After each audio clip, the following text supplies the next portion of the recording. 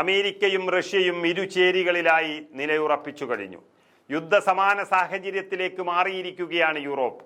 Donald Trump അധികാരം ഏറ്റെടുത്തതോടെ അതുവരെ ഊഷ്മളമായിരുന്ന ബന്ധം തകരുകയായിരുന്നു. ഇരു രാജ്യങ്ങളും വ്യത്യസ്ത ധ്രുവങ്ങളിലായിരുന്നുവെങ്കിലും കാര്യമായ പ്രശ്നങ്ങൾ ഉണ്ടായിരുന്നില്ല എന്നതായിരുന്നു യാഥാർത്ഥ്യം. റഷ്യയുടെ ഉക്രൈൻ അധിനിവേശത്തെ അമേരിക്ക എന്നും എതിർത്തിരുന്നു. എന്നാൽ റഷ്യ വിരുദ്ധ ചേരിയിൽ നിൽക്കാൻ അമേരിക്ക തയ്യാറായിരുന്നില്ല. അതിനാണ് മാറ്റമുണ്ടാകാൻ പോകുന്നത്. നേരത്തെ ഉക്രൈൻ യുദ്ധം അവസാനിപ്പിക്കാൻ റഷ്യക്ക് നൽകിയ 50 ദിവസത്തെ അന്ത്യശാസനം ട്രംപ് 10-12 ദിവസമായി ചുരുക്കിയിരുന്നു. ട്രംപിന്റെ ഉപരോധ ഭീഷണിയെ മുൻ പ്രസിഡന്റ് മെദദേവ് യുദ്ധത്തിലേക്കുള്ള ഒരു ചുവടുവെപ്പെന്നാണ് വിളിച്ചത്. അവസാന അഭയമായി ആണവായുധങ്ങളുണ്ടെന്ന് മെദ്വദേവ് പോസ്റ്റ് ചെയ്തതിന് പിന്നാലെയാണ് ഉചിതമായ മേഖലകളിലേക്ക് ആണവ മുങ്ങിക്കപ്പൽ അയക്കാൻ ട്രംപ് ഉത്തരവിട്ടത്. എന്നാൽ ട്രംപിന്റെ ഭീഷണിയെ കോപം മൂത്തുള്ള വെറും വാചക കസർത്തായി മാത്രമേ റഷ്യ കാണുന്നുള്ളൂ എന്നാണ് BBC വ്യക്തമാക്കുന്നത്. സുരക്ഷാ വിദഗ്ധരും അങ്ങനെ തന്നെ വിലയിരുത്തുന്നു. ആണവശേഷിയുള്ളതും റഷ്യയെ ആക്രമിക്കാൻ കഴിയുന്നതുമായ മുങ്ങിക്കപ്പലുകൾ നേരത്തെ തന്നെ US വിന്യസിച്ചിട്ടുണ്ട് എന്നാണ് അവർ ചൂണ്ടിക്കാണിക്കുന്നത്. റഷ്യയുടെ മുൻ പ്രസിഡന്റും മുൻ പ്രധാനമന്ത്രിയും പുടിന്റെ വിശ്വസ്തനുമാണ് മെദ്വദേവ്.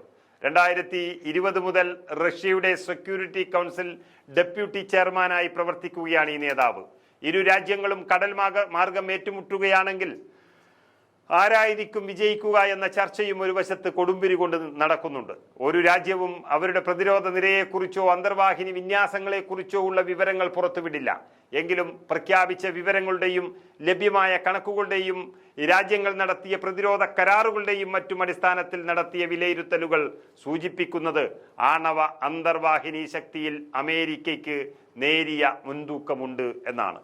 ലോകത്തിലെ ഏറ്റവും ശക്തിയേറിയ സൈന്യം അമേരിക്കയ്ക്കും റഷ്യയ്ക്കും ചൈനയ്ക്കുമാണുള്ളത്. ഇന്ത്യയാണ് 4ാം സ്ഥാനത്ത്. ദക്ഷിണ കൊറിയ, ജപ്പാൻ, തുർക്കി, ഇറാൻ എന്നിവയാണ് തൊട്ടു പിന്നിലുള്ള മറ്റ് രാജ്യങ്ങൾ. ഗ്ലോബൽ ഫയർ പവർ ഇൻഡെക്സ് ആണ് ഇക്കാര്യം പറയുന്നത്. ഗ്ലോബൽ ഫയർ പവറിന്റെ 2025 കണക്കുകൾ പ്രകാരം അമേരിക്കയ്ക്ക് സജീവമായ 70 അന്തർവാഹിനികളാണ് ഉള്ളത്. അതേസമയം റഷ്യയ്ക്കിത് 60 മുതൽ 64 വരെയാണുള്ളത്. ഇരു രാജ്യങ്ങളും തമ്മിലുള്ള അന്തരം നേരിയതെങ്കിലും അന്തർവാഹിനികൾ എവിടെ വിന്യസിച്ചിരിക്കുന്നു, എങ്ങനെ ഉപയോഗിക്കുന്നു, എന്തായുധങ്ങളാണ് അവ വഹിക്കുന്നത്, ഉപയോഗിച്ചാലുണ്ടാകുന്ന ആഘാതം എന്ത് തുടങ്ങിയ കാര്യങ്ങളെ ആശ്രയിച്ചാണ് അവയുടെ ശക്തിയും ശേഷിയും അളക്കുന്നത് എന്ന് നമുക്കറിയാം.